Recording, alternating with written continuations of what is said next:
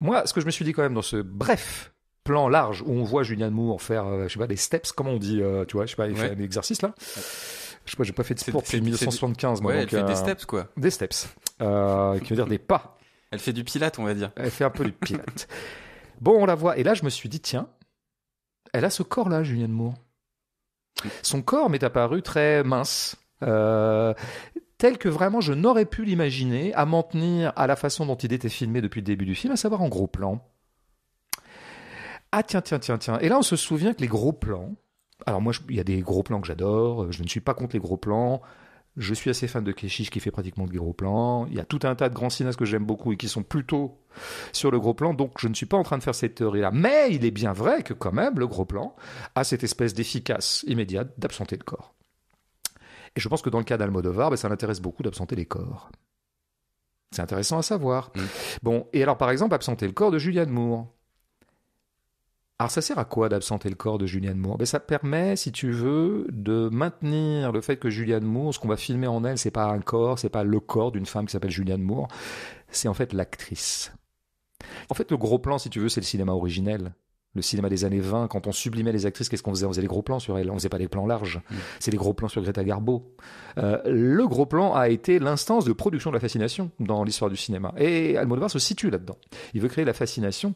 Et lui, ce qu'il filme, en gros, ce qu'il veut filmer, et là j'en viens à l'essentiel, il veut pas filmer des corps, il veut pas filmer des femmes, en fait. On dit souvent qu'Almodovar est un grand cinéaste des femmes, qu'il a su filmer des femmes. Ouais, c'est un énorme contresens, qui me met très en colère depuis 20 ans. Donc j'ai enfin l'occasion de le dire.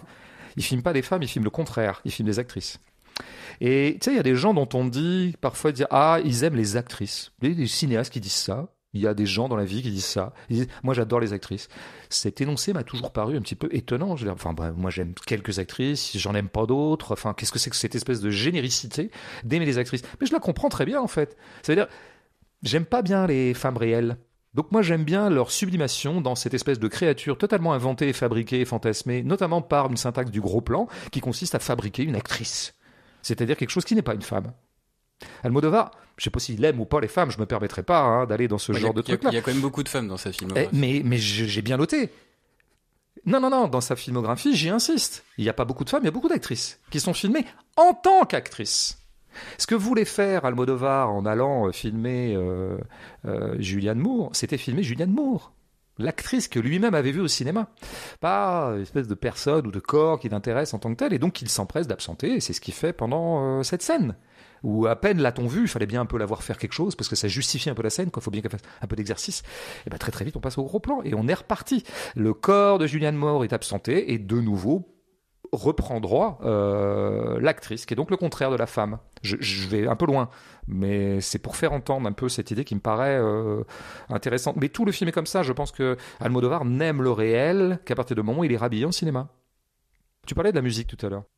Moi, ce qui me frappe dans la musique, on dit oui, elle est mélo, il y a du violon, etc. Bon, Almodovar n'est pas le seul à faire ça. Moi, j'aime pas ça nulle part, ni chez Almodovar, ni ailleurs.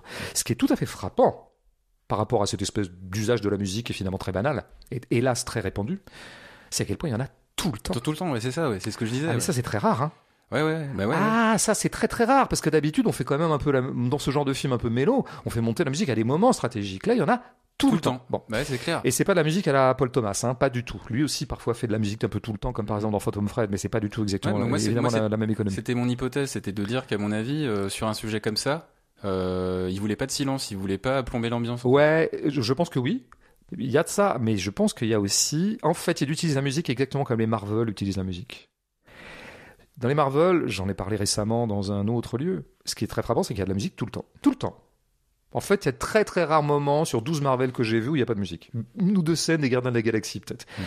Et en fait, j'ai fini par comprendre que la musique, là, c'était pour signaler en permanence aux spectateurs que tu es au cinéma. Ah oui, d'accord. Tu es au cinéma. Ouais, c'est ça, ouais.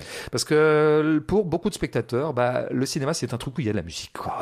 Je veux dire. Et si tu leur montrais un Hong Sang-soo, au tout venant du spectatorat, ils diraient, mais c'est pas du cinéma. D'abord parce qu'il n'y a pas d'histoire, ou c'est bizarre.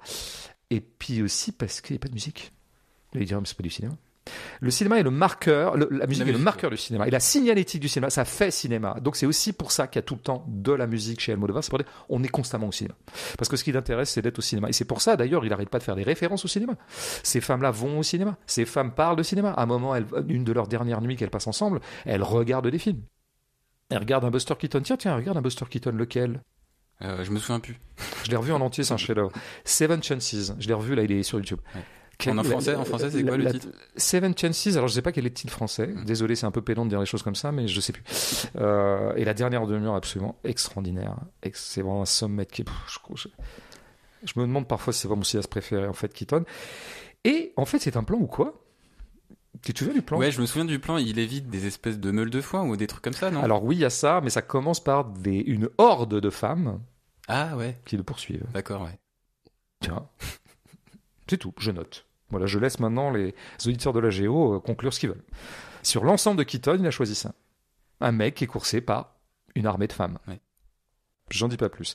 Ce qui m'intéresse, c'est qu'il y a donc beaucoup de références au cinéma. Donc, si tu veux, c'est le cinéma qui renvoie au cinéma. De la même façon que dans mon film, je vais mettre un tableau. Donc, il y a vraiment quelque chose qui est constamment absenté dans cette affaire, c'est la vie, quoi. Cette espèce de brèche entre deux œuvres qui s'appelle la vie. Il faut pas laisser d'espace, il faut pas laisser d'air. Et donc il faut toujours que le cinéma renvoie du cinéma, etc. Je pense que d'ailleurs quand il filme Julianne Moore, qu'est-ce qui l'intéresse dans Julianne Moore? Julianne Moore, elle est un objet transitionnel parfait pour Almodovar. Pourquoi? Parce que c'est l'égérie de Todd Haynes. Ouais, Julianne Moore, et qui dit d'ailleurs, elle dit un truc assez dingue. Je crois que c'était sur France Inter. Comment elle s'appelle, la journaliste de France Inter? Laquelle elle est de droite de toute façon, mais alors du coup laquelle? Celle qui est brune. Ah bah oui, d'accord. Sonia De Villers? Exactement. Sonia De Villers lui demande y a qui à part Almodovar qui filme le mieux les femmes? Voilà, tu vois, toujours ce cliché. Todd Haynes. Voilà, bien sûr. Eh oui. Ah, il filme des femmes. Tiens. Moi, je pense qu'il filme des actrices. Et précisément, Julianne Moore est vraiment l'égérie de Todd Haynes. Elle a joué dans au moins 4 ou 5 films de Todd Haynes. Le dernier en date aussi, que j'aimais d'ailleurs assez, qui était très trouble. May December. Voilà. Lequel Todd Haynes a beaucoup regardé lui-même vers Douglas Sirk, l'espèce de cinéaste emblématique du mélodrame hollywoodien. Tu vois, on se retrouve dans un drôle de machin, où de filmer Julianne Moore, ça permet d'une certaine manière d'avoir la Julianne Moore que j'ai vue dans les Todd Haynes. C'est toujours du cinéma, tout ça. Lequel Todd Haynes n'a eu de cesse que de répéter Douglas Sirk. Tu te retrouves dans une espèce de vase clos, comme ça, une espèce de référentialité circulaire qui fait que t'as jamais de vie et qu'on ne filme que des fétiches transformés en fétiches par leur entrée dans ce monde qu'on appelle le cinéma et qui est un monde qui est hermétique à la vie elle-même. C'est un peu la même chose qu'il fait avec les gens de Dublin, tu vois. La fin du film est une espèce de... Non seulement elles ont déjà regardé le film de Huston, elles l'ont regardé, on a déjà eu la citation. Et la fin du film d'Almodovar, en fait, reproduit pratiquement le même texte off des gens de Dublin, qui vient de Joyce, et donc, en fait, copie les gens de Dublin. Et je pense que c'est ça, en fait, la clé de l'esthétique d'Almodovar, c'est un copieur. C'est quelqu'un qui reproduit c'est un maniériste du cinéma. Exactement ce qu'on appelle un maniériste en peinture. Et lui, ça serait le maniérisme en cinéma. Ce serait l'équivalent. Sauf que le maniériste, d'ailleurs, travaille des formes préconstituées, mais les retravaille. Donc il n'est pas exactement maniériste, il serait plus copiste. Ouais. Tu vois, ce qui serait pas exactement la même chose, peut-être un peu plus bas. Et donc il refait à l'identique des trucs. Faire du cinéma, pour lui, c'est prendre des formes esthétiques préexistantes et les importer dans son plan. Que ce soit d'ailleurs des formes de design, des formes de décoration, du théâtre, mais aussi donc des tableaux, et puis des films. Par exemple, Jean Dublin. Et puis aussi des actrices. Des actrices, je les transplante de Todd Haynes à moi-même. Et la transplantation est directe, elle ne passe pas par la vie. On va directement de cinéma à cinéma. Tu vois, un petit peu comme des élites mondialisées qui passeraient directement d'un aéroport à un autre sans jamais croiser quoi que ce soit d'autre, ce qui nous ramènerait à New York.